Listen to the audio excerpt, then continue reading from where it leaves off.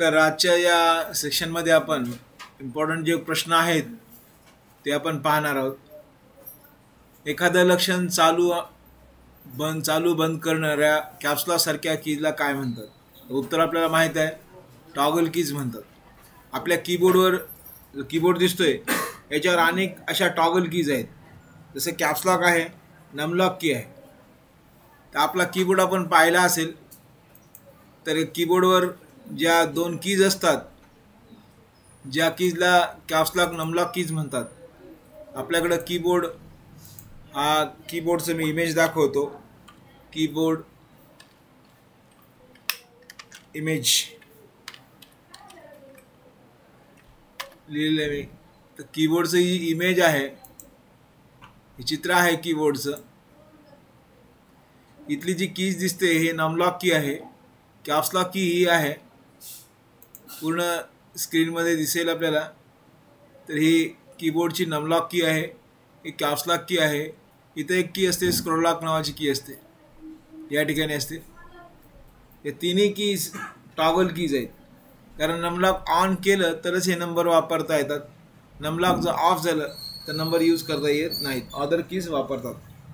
Caps lock on केल्यानं सगळे अक्षर आपण पहिले अक्षर आपण कॅपिटल करू शकता. कॅप्सलॉक ऑफ केलं तर ते सगळे स्मॉल येतात. मग अशा कीजला तर आपण काय म्हणता, तर अशाच कीजला आपण ह्या टॉगल कीज म्हणतो आपण. टॉगल कीज 100% प्रश्न येणार एक्झामला. ज्या कीजवरून ऑन आणि ऑफ केलं जाते त्याला टॉगल कीज म्हणतात. लोकप्रिय अशा चॅट सर्व्हिसला काय म्हणतात? चॅटिंग करणं. आता खूप मोठ्या वेगानं ट्रेंड निघाला आहे की चॅटिंग करायचं. तर आपण व्हॉट्सअपवर, फेसबुकवर चॅटिंग करतो. त्यासाठी पहिले कसे असायचे, पहिले स्पेशल चॅट प्रोग्राम असायचे. याहूचं चॅट वेगळं, जीमेलनं, रिडीफनं तयार केलं वेगळे चॅट सर्व्हिसेस असायचे. आता लोक डायरेक्ट चॅटिंग व्हॉट्सअपवर, फेसबुकवर करतात. तर अशा सर्व्हिसेसला इंटरनेट रिले चॅट म्हणतात. IRC फुल फॉर्ममध्ये IRC हा शब्द वापरतो. IRCचा अर्थ काय होतो? Internet relay chat. Relay, resource नाही, रिक्वेस्ट नाही, रिलीज नाही. लक्षात ठेवा, कन्फ्यूज होऊ नका. तर चॅट सर्व्हिसला IRCचं फुल फॉर्म होते इंटरनेट रिले चॅट. तर चॅट म्हणजे बोलणे, कळलं का? चॅटिंग करणं म्हणतात त्याला. आजकाल व्हॉइस चॅटिंग पण असते. आपण डायरेक्ट लाईव्हमध्ये बोलतो एकमेकाला, ती व्हॉइस चॅटिंग वेगळी असते. टेक्स्ट चॅटिंग, मॅसेज चॅटिंग वेगळी असते. फक्त मॅसेज पाठवता आणि एकमेकाला संपर्क साधता, आपलं संवाद साधता. चॅटिंगचे प्रकार आहेत ते. तर चॅटिंग जे आहे, तर IRCचं full form internet relay chat. तर लोकप्रिय अशा चॅट सर्व्हिसला काय म्हणतात? तर IRC म्हणजे इंटरनेट रिले चॅट म्हणतात. हा प्रश्न 100% परीक्षेत येऊ शकतो. अनइन्स्टॉल प्रोग्राममुळे कम्प्युटरमधल्या हार्ड डिस्कमध्ये स्थापित केलेले अनावश्यक प्रोग्राम काढून टाकण्यास मदत होते. तर अनइन्स्टॉल प्रोग्राम हे खूप, जसं आपल्या मोबाईलमध्ये आपण एखादे ॲप्लिकेशन्स आपण अनइन्स्टॉल करतो. अनइन्स्टॉल केलं की त्यासोबत जे बी इन्स्टॉल केलेले जितके सॉफ्टवेअर आहेत, त्या सॉफ्टवेअर जितके फाईल्स आहेत ते ऑटोमॅटिक अनइन्स्टॉल होतात.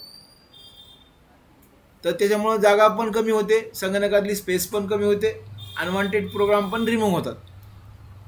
तर बरोबर आहे की अनइन्स्टॉल प्रोग्राममुळे कम्प्युटरवर स्थापित केलेले जे अनावश्यक प्रोग्राम आहेत ते आपण काढून टाकण्यास मदत होते. याचं उत्तर काय येईल मग आपल्याला? बरोबर आहे. पुढील कोणते उपकरणे इनपुट डिव्हाइस नाही असं म्हटलेलं आहे? बरेचसे इथं ऑप्शन दिलेत आपल्याला. माऊस, कीबोर्ड, जॉयस्टिक्स, मॉनिटर्स, असे बरेचसे पर्याय दिलेत. तर हे तिन्ही खालचे पर्याय आहेत, माऊस, कीबोर्ड, जॉयस्टिक, हे तिन्ही इनपुटच आहेत. परंतु मॉनिटर हे आपलं आउटपुट आहे. म्हणून इथं दिलं की कोणतं डिव्हाइस हे इनपुट नाही असा प्रकार दिला. कोणतं डिव्हाइस हे इनपुट नाही, तर मॉनिटर हे इनपुट नाही, बिकॉज मॉनिटर हे आउटपुट आहे. कळलं का? सेकंडरी स्टोरेज हे नॉन व्होलेटाईल असते. हा प्रश्न आहे, 100% प्रश्न आहे हा, 100%. प्रायमरी स्टोरेज हे व्होलेटाईल असते, तर सेकंडरी स्टोरेज हे नॉन व्होलेटाईल असते. नॉन व्होलेटाईल म्हणजे काय असते? एकदा माहिती त्यात टाकली रे टाकली, ती माहिती किती काळ, किती वर्ष कम्प्युटरमध्ये राहते, परमनंट राहते, स्टोअर राहते. तर नॉन व्होलेटाईल म्हणजे परमनंटली डाटा स्टोअर होतो.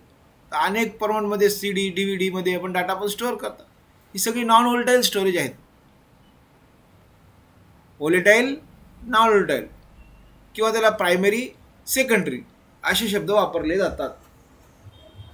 काय म्हणतात? प्रायमरी आणि सेकंडरी, त्याला व्होलेटाईल, नॉन व्होलेटाईल असे शब्द वापरले जातात. इथं शब्द काय वापरला? नॉन व्होलेटाईल. व्होलेटाईल म्हणजे तात्पुरतं, अस्थायी ज्याला आपण म्हणता, लाईट असेपर्यंत त्यात काम करता येते, त्याला व्होलेटाईल म्हणतात. पण तुमचं लाईट जावो की राहो, सगळी माहिती परमनंट एकदा स्टोअर झाली की त्याला नॉन व्होलेटाईल म्हणतात. कळालं का? तर नॉन व्होलेटाईल हे सेकंडरी स्टोरेज हे नॉन व्होलेटाईल असते, बरोबर आहे. कारण एकदा माहिती टाकली की त्यातली माहिती जाणार नाही 100%. आपण डिलीट केलं तरच काय, पण आपण माहिती टाकली की ती सेव्ह राहील. हा प्रश्न 100% एक्झाममध्ये येणार. प्रश्न 100%. एवढ्यापैकी 10 लोकांना तरी प्रश्न पडाला हा. तर सेकंडरी स्टोरेज हे नॉन व्होलेटाईल असते, बरोबर आहे. हा प्रश्न पण सगळ्याला, भरपूर लोकांना प्रश्न येईल. डॅडॅश हे बॅकग्राऊंड सॉफ्टवेअर असून त्यांचे अंतर्गत रिसोर्सेस नियंत्रित करण्यास मदत करतात. हा प्रश्न आहे. तर सिस्टीम सॉफ्टवेअर, बरेचदा मी हे प्रश्न सांगितला तुम्हाला. सिस्टीम सॉफ्टवेअर हे खूप महत्त्वाचे सॉफ्टवेअर असतात, ज्याला आपण बॅकग्राऊंड सॉफ्टवेअर म्हणतात. कारण संगणक जे चालते सिस्टीम सॉफ्टवेअरवर चालते. ज्यावेळेस आपण कम्प्युटर चालू करता तर पहिल्यांदा सिस्टीम सॉफ्टवेअर रन होतात, आणि सिस्टीम सॉफ्टवेअर रन झाला कीच आपण कम्प्युटर चालू होते, आणि मग आपण सगळ्या गोष्टी प्रोसेस आपण सगळं करता. तर सिस्टीम सॉफ्टवेअर हा प्रोग्राम संगणकाच्या आत असतो, जो आपल्याला समोर दिसत नाही, इनफ्रंटला दिसत नाही. तो मध्ये राहून सगळ्या गोष्टी करतो. जसं एखाद्या पिक्चरचा डायरेक्टर मागितलं, पिक्चरचा डायरेक्टर हा आत राहून सगळ्या गोष्टी, सगळ्या मागच्या पडद्यामागे राहून सगळ्या गोष्टी करतो. तो समोर आपल्या पडद्यावर स्क्रीनवर दिसत नाही.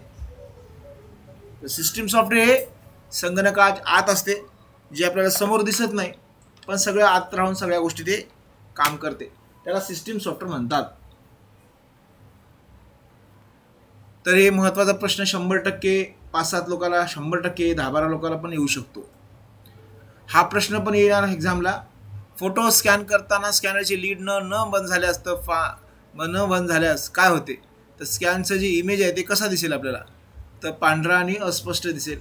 हे उत्तर बऱ्याच लोकांना माहिती आहे, काल मला यांनी उत्तर दिलं होतं, बरोबर आहे. हा प्रश्न पण 100% येईल. सुपर डिस्क या एमिशनद्वारे निर्मित असतात, त्याची क्षमता 120 ते 240 MB इतकी असते. हो, 100% हा प्रश्न पण बरेचदा आलेला होता. तर सुपर डिस्क, जसं CD असतात, DVD असतात, झिप डिस्क असतात, तशा सुपर डिस्क पण असतात, ज्याच्यामध्ये डाटा स्टोअर केला जातो. माहिती स्टोअर करण्यासाठी अनेक ठिकाणी ते वापरलं जाते. सुपर डिस्क नावाचं डिव्हाइस वापरतात. सुपर डिस्क जर तुम्हाला पाहायचं असेल तर कसा सुपर डिस्क इमेजेस तुम्ही बघू शकता. सुपर डिस्क इमेजेस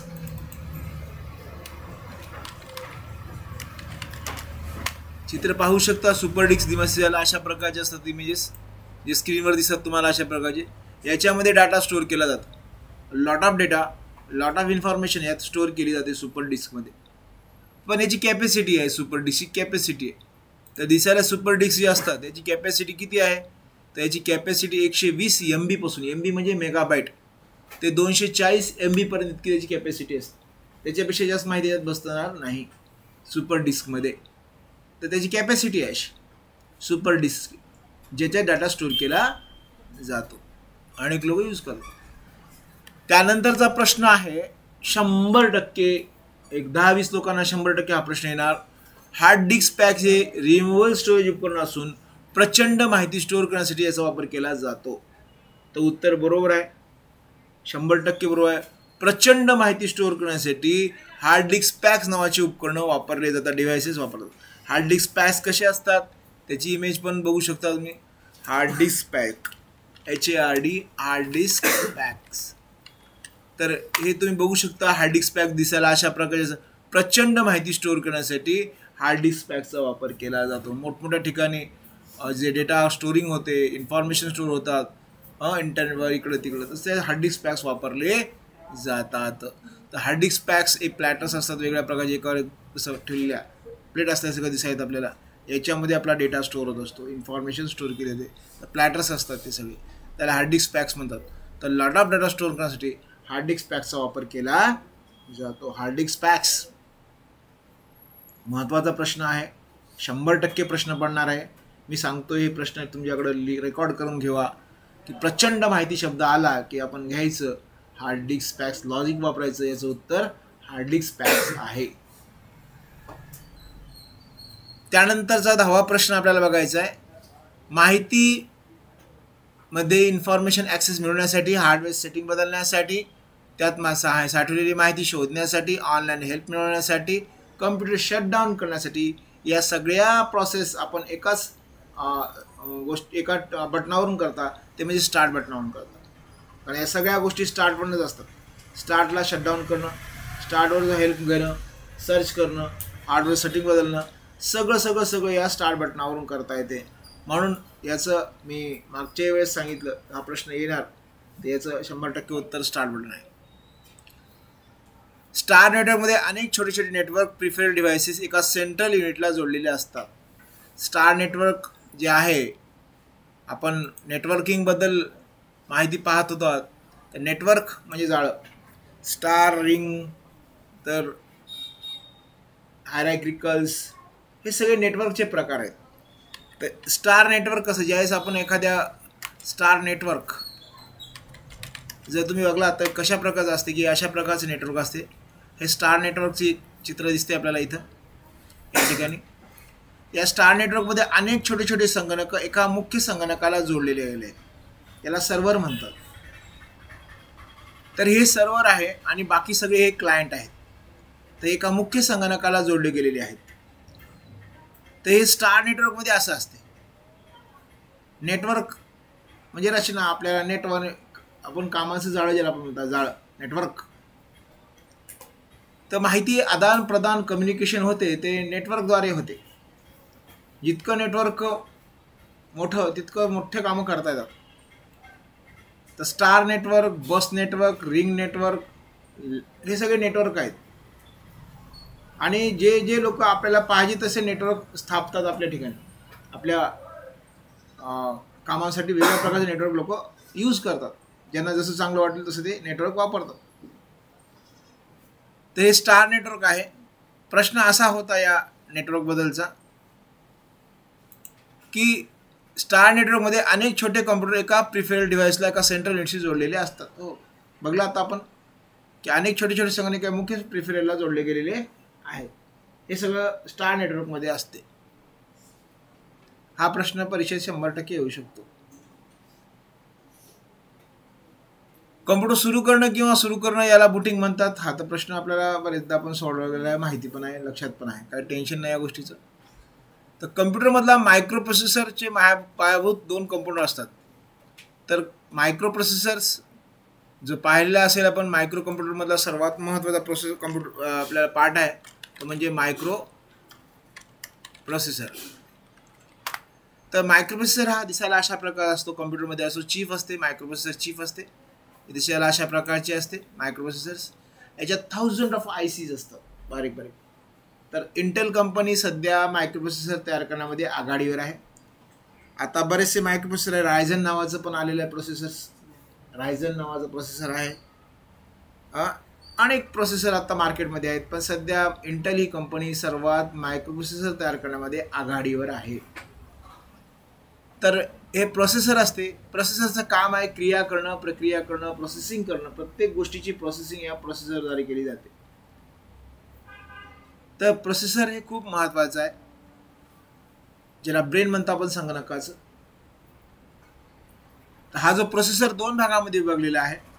एक आहे जो आहे ज्याला आपण कंट्रोल युनिट, आणि दुसरा आहे अर्थमॅटिकल लॉजिकल युनिट. या दोन्ही भागामध्ये विभागले गेलेले आहे. कंट्रोल युनिट म्हणजे नियंत्रण ठेवणारा विभाग असतो त्याच्यामध्ये, आणि अर्थमॅटिकल आणि लॉजिकल म्हणजे आकडेमोड किंवा तर्क, कंपॅरिझन करणं, तर्क करणं असा करणारा पण विभाग त्यामध्ये असतो. गणितीय क्रिया करणं, तुलनात्मक क्रिया करणं, कंपॅरिझन करणं, हे सगळं काम हे अर्थमॅटिकल लॉजिकल युनिटचा भाग करतो. म्हणून याचं उत्तर दोन्ही आहेत. यापैकी सर्व असं उत्तर आपण सबमिट करायचं आहे. कळलं का?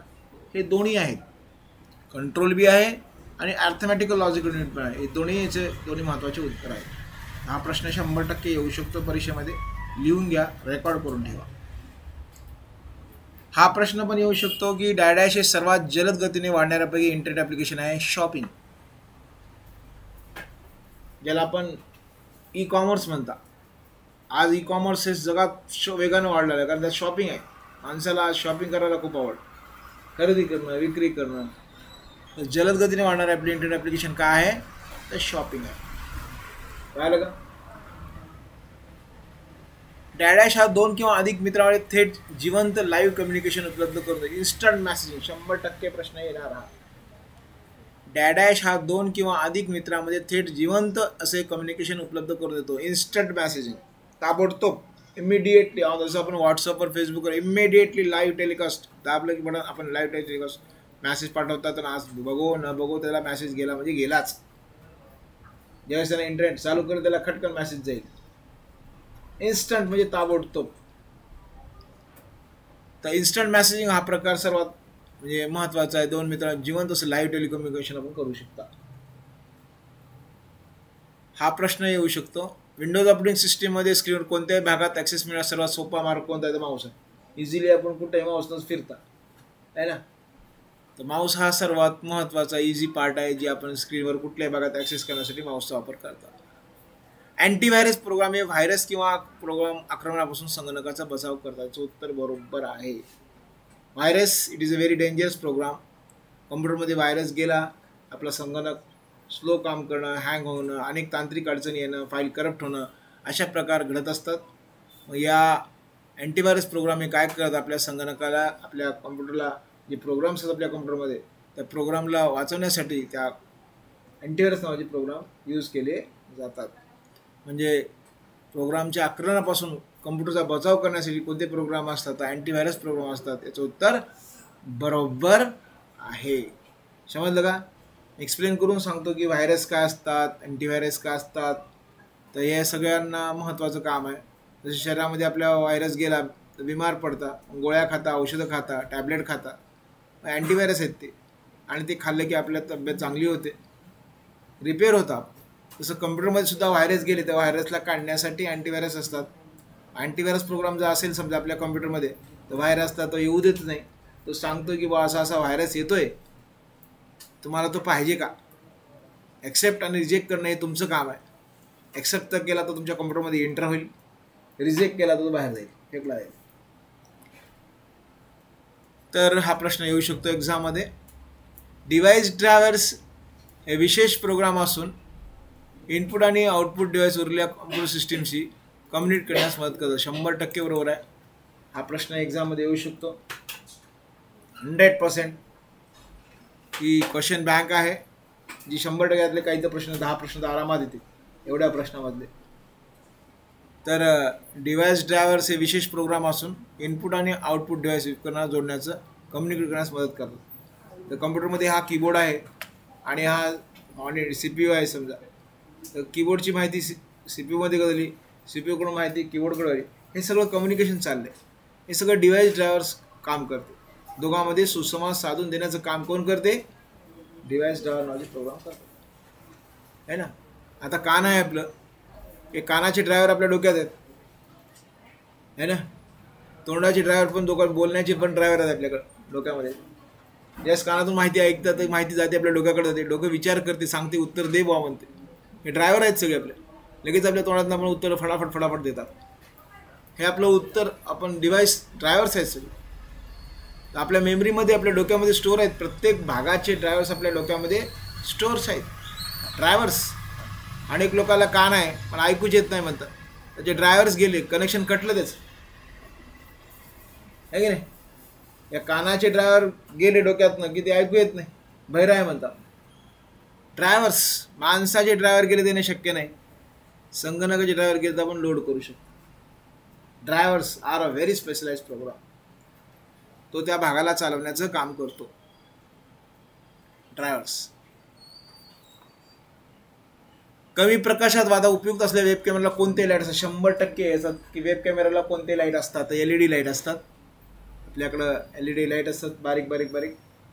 तर वेब कॅमेराला पण LED लाईट असतात. हा प्रश्न 100% परीक्षेत येऊ शकतो. सिस्टीमच्या सर्व भागांना कम्प्युटरला जोडतो. इनपुट आउटपुट इंडस्ट्री कम्युनिकेट करण्यास शक्य होते. हा प्रश्न डॅडॅश हा सिस्टीमच्या सर्व भागांना कम्प्युटरला जोडतो. इनपुट आणि आउटपुट डिव्हायसेसना सिस्टीम इंडस्ट्री कम्युनिकेट करण्यास शक्य करतो. 100% हा प्रश्न येईल. संगणकातला सर्वात महत्त्वाचा भाग आहे सिस्टीम बोर्ड आहे. या सिस्टीम बोर्ड सगळ्या भागाचे कीबोर्ड, माऊस, मॉनिटर, प्रिंटर सगळ्या भागाचे जे कनेक्शन असतात ते सगळ्या सिस्टीम बोर्डलाच असतात. म्हणजे आपलं डोकं हे सिस्टीम बोर्ड आहे. पूर्ण शरीराचे कनेक्शन या सिस्टीम बोर्डलाच आहेत, आपल्या डोक्यालाच आहे. इथून एकही डिस्कनेक्ट झाला तर खूप मोठी पंचायत होते. तसं सिस्टीमच्या सर्व भागांना जोडण्यासाठी सिस्टीम नावाचा भाग असतो. तो सगळ्याच भागांना इनपुट असतील किंवा आउटपुट सगळ्या भागांना कनेक्ट कुठं असते, सिस्टीम असते. हा प्रश्न 100% एक्झाम याला येऊ शकतो, तो लक्ष ठेवा. कम्प्युटरवर सर्वसामान्य कीबोर्डचे कार्य पियानोसारखं आहे का? म्हणजे आपण काय पेटी वाजवू शकता का? नाही. चुकीचं उत्तर आहे. तर त्याचं काम ते नाही. कीबोर्डचं काम पियानो काम करत नाही कीबोर्ड्स. नेहमी वापरलेले ॲप्लिकेशन दाखवण्यासाठी ग्राफिकल ऑब्जेक्ट काय असतात? तर आयकॉन्स असतात. आयकॉन्स म्हणजे वेगळ्या प्रोग्रामचे हे दिसतात ते सगळे आयकॉन्स आहेत. आपले हे सगळे दिसतात ते आयकॉन्स आहेत. नेहमी वापरले जाणारे ॲप्लिकेशन दाखवण्यासाठी आयकॉन्स असतात. हे आयकॉन पटकन कळते की कोणत्या प्रोग्रामचा आयकॉन आहे हे आपल्याला चटकन कळते. आयकॉन्स हे दिसते, हे आयकॉन्स आहे. हे क्रोमचा आयकॉन, टॅलीचा आयकॉन पटकन कळते. हे टॅली सॉफ्टवेअर आहे. आयकॉन कधी कुठल्या प्रोग्रामचा आयकॉन्स आहे. तर लक्षात ठेवा, हा प्रश्न 100% एक्झाममध्ये येऊ शकतो. 100% हा पण प्रश्न बरेचदा आलेला आहे. PPP व SLTP हे प्रोटोकॉलचे उपयोग कायसाठी होतो? तर डाटा ट्रान्सफर करणं हे सर्वात मोठं काम करते कम्प्युटर.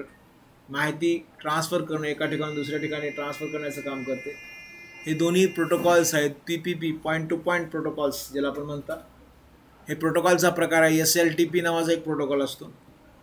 तर हे दोन्ही प्रोटोकॉलचे नावाचा उपयोग काय? या दोन्ही प्रोटोकॉलचा उपयोग काय? तर डाटा ट्रान्सफर करणं. 100% हा प्रश्न एक्झाममध्ये येऊ शकतो. डाटा ट्रान्सफर करण्यासाठी प्रोटोकॉलचा वापर केला जातो. टेलनेट व FTP हे इंटरनेटचे स्टँडर्ड आहेत. टेलनेट व FTP. FTPचा फुल फॉर्म होते फाईल ट्रान्सफर प्रोटोकॉल. FTP म्हणजे फाईल ट्रान्सफर प्रोटोकॉल आणि टेलनेट हे इंटरनेटचे स्टँडर्ड आहेत. बरोबर आहे. हे दोन्ही स्टँडर्ड मानक आहेत म्हणायला हरकत नाही. इंटरनेटचे स्टँडर्ड मानक कोण आहेत? टेलनेट आणि FTP.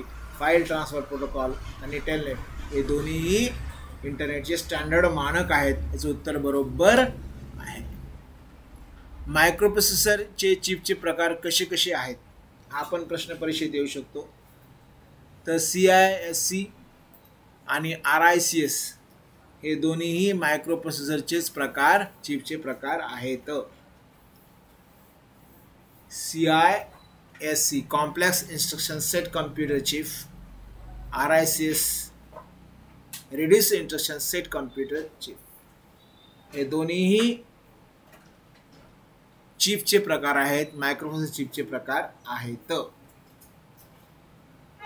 प्रत्येक ट्रॅक हा सेक्टर नावाच्या गोलाकार आकाराच्या तुकड्यामध्ये विभागलेला असतो. उत्तर बरोबर आहे.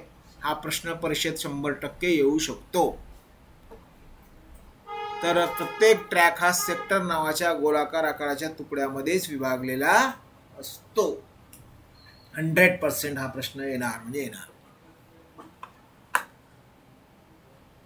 तर मायक्रो कॉम्प्युटर सिस्टीममध्ये central processing unit CPU processor एकाच नावाच्या चिपवर असतात. हो, तर CPUलाच मायक्रोप्रोसेसर चिप असं म्हटलं गेलेलं आहे. तर हा प्रश्न येऊ शकतो. मायक्रो कॉम्प्युटर सिस्टीममध्ये सेंट्रल प्रोसेसिंग युनिट हे कॉम्प्युटर चिपला या नावानंच एका चिपमध्ये असतो. बरोबर आहे. रॅन्डम ॲक्सेस मेमरी ही कसली मेमरी आहे? तात्पुरती, ज्याला आपण अस्थायी म्हणतात. मराठीत अस्थायी पण शब्द वापरला जातो. तर रॅम मेमरी, रॅम ज्याला आपण रॅन्डम ॲक्सेस मेमरी म्हणता, ही अस्थायी प्रकारची मेमरी. अस्थायी म्हणजे तात्पुरती आणि परमनंट म्हणजे कायमस्वरूपी. कायमस्वरूपी म्हणजे काय? एकदा माहिती त्यात टाकली की ती माहिती किती काळ, किती वर्षे राहते, त्याला आपण परमनंट मेमरी म्हणतात. आणि तात्पुरती म्हणजे काय? लाईट असेपर्यंत त्यात वर्क करता येत, लाईट गेली की त्यात काम करता येत नाही, म्हणून त्याला काय म्हणतात? त्याला आपण अस्थायी म्हणतो. रॅम ही कशी आहे? अस्थायी मेमरी आहे. 100%, ज्याला आपण प्रायमरी सुद्धा मेमरी म्हणतात. रॅम ही कसली मेमरी आहे? प्रायमरी म्हणतात कोणी, त्याला अस्थायी म्हणतात कोणी, त्याला तात्पुरती म्हणतात, टेम्पररी म्हणतात, वोलटाईल म्हणतात. अनेक नावानं शब्दानं कन्फ्यूज केलं जाते प्रश्नामध्ये. तर लक्षात ठेवणं गरजेचं आहे. रॅम ही टेम्पररी आहे, अस्थायी आहे, प्रायमरी आहे, वोलटाईल मेमरी आहे. हा प्रश्न 100% परीक्षेत येऊ शकतो. कन्फ्यूज करून टाकतात, लक्षात ठेवायचं. मॉनिटरच्या स्क्रीनवर एखाद्या प्रतिमेला हार्ड कॉपी म्हणतात का? चुकीचं आहे. मॉनिटर जी स्क्रीनवर जीची प्रतिमा असते त्याला फक्त बघू शकता, पण ज्याला आपण टच करू शकत नाही, तर त्याला सॉफ्ट कॉपी म्हणतात. परंतु प्रिंटरवरून ज्यावेळेस एखादी माहिती प्रिंट करता, कागदावर छापता, त्याला हार्ड कॉपी म्हणतात. बरोबर आहे, मान्य आहे. पण या ठिकाणी प्रश्न कसा आहे की मॉनिटरच्या स्क्रीनवरील एखाद्या प्रतिमेच्या आउटपुटला काय म्हणतात? तर याला म्हणतात सॉफ्ट कॉपी म्हणतात, हार्ड कॉपी म्हणत नाही. उत्तर हे चुकीचं आहे.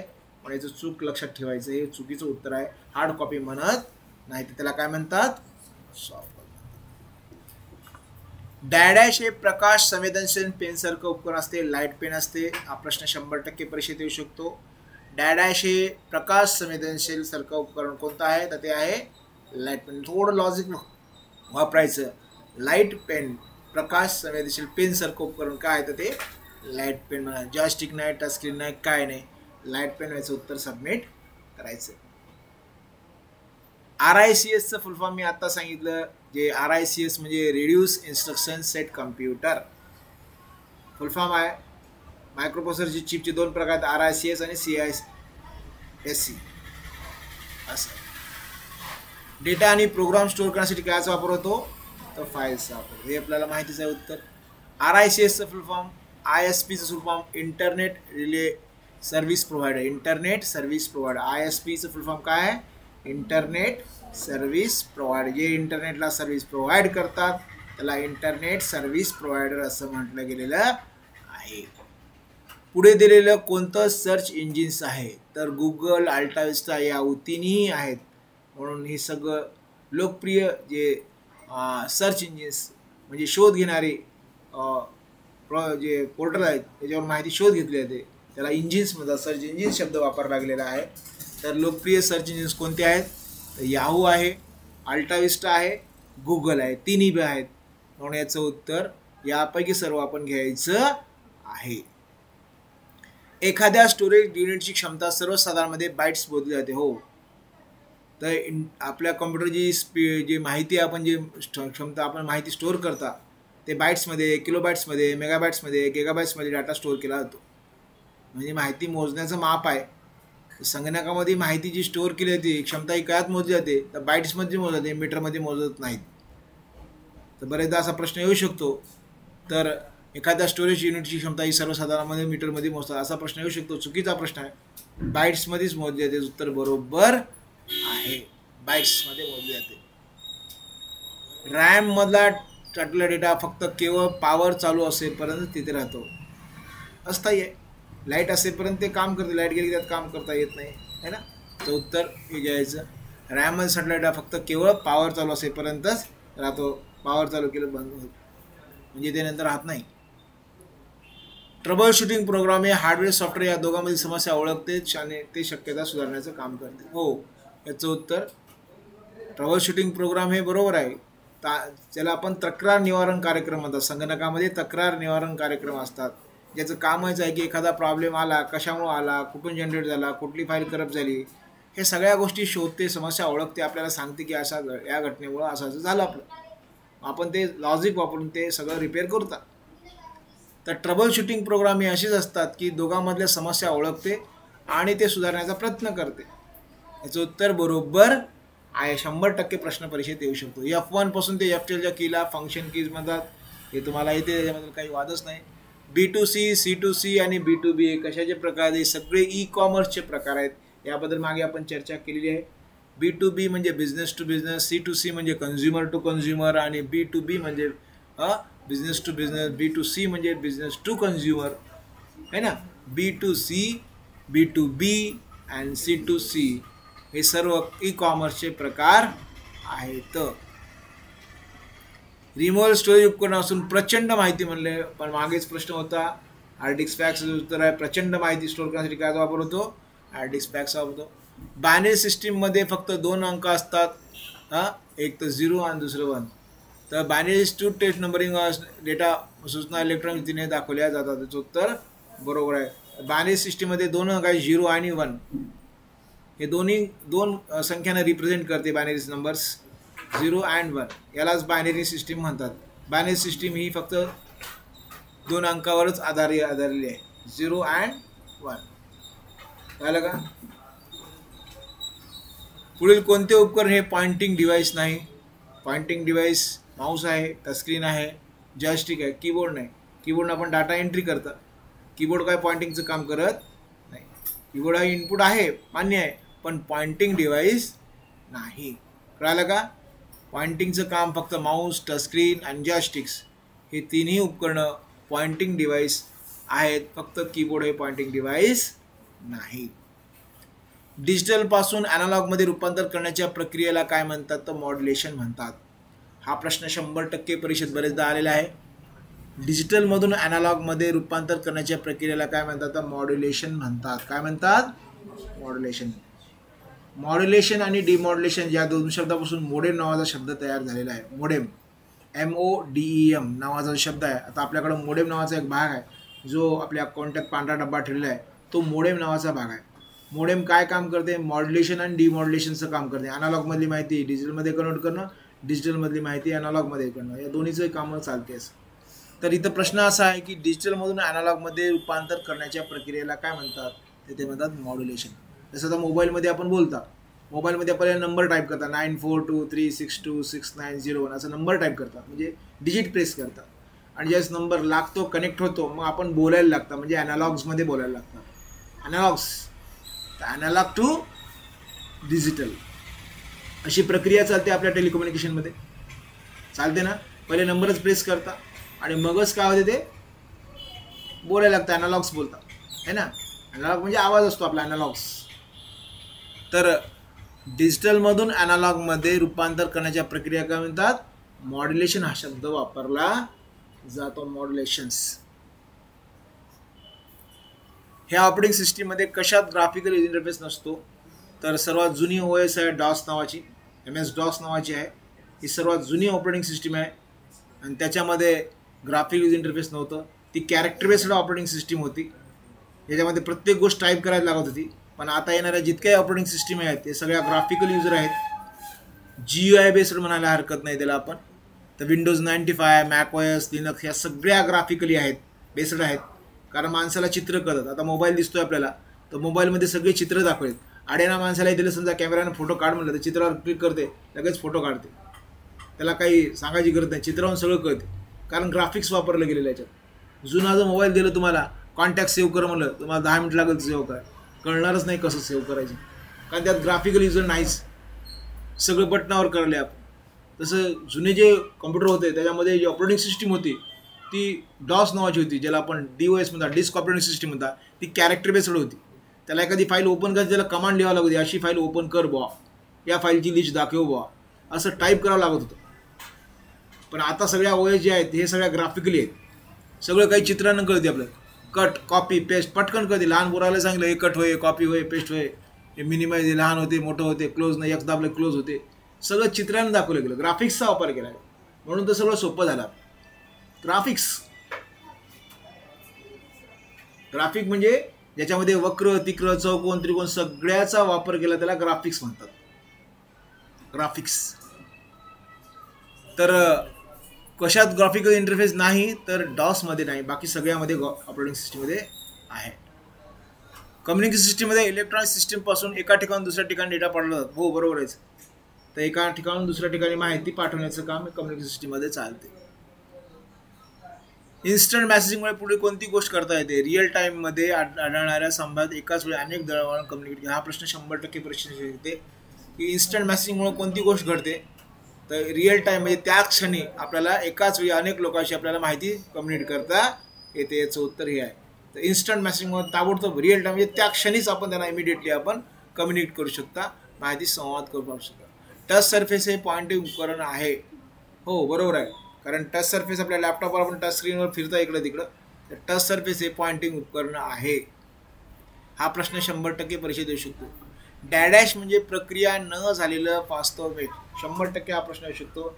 डेटा, डेटा म्हणजे कच्ची माहिती. ज्यावेळेस एखाद्या माहितीवर क्रिया होते, प्रक्रिया होते, त्याचं रूपांतर इन्फॉर्मेशनमध्ये होते. तर डेटा म्हणजे काय? प्रक्रिया न झालेलं वास्तव, फॅक्ट्स, ज्याला आपण डेटा म्हणता. लास्ट आणि शेवटचा प्रश्न तो म्हणजे सॉफ्टवेअरचं दुसरं नाव काय? तर हा पण प्रश्न 100% सोपा आहे, पण येऊ शकतो सगळ्यालाच प्रश्न हा. तर सॉफ्टवेअरचं दुसरं नाव काय? तर प्रोग्राम्स. असे आपण हे 50 प्रश्न आपण पाहिलेत, ज्याच्यावर आपण चर्चा केली. हा व्हिडिओ मी तयार केलेला आहे, बघूत, प्ले करून बघूत. आवाज आला तर तो आपल्या ग्रुपला आपण अपलोड करू आणि हे तुम्ही ऐकू शकता. आपण दिलेली सर्व माहिती आणि माहिती तुम्ही शेअर करा आणि लाईक करा.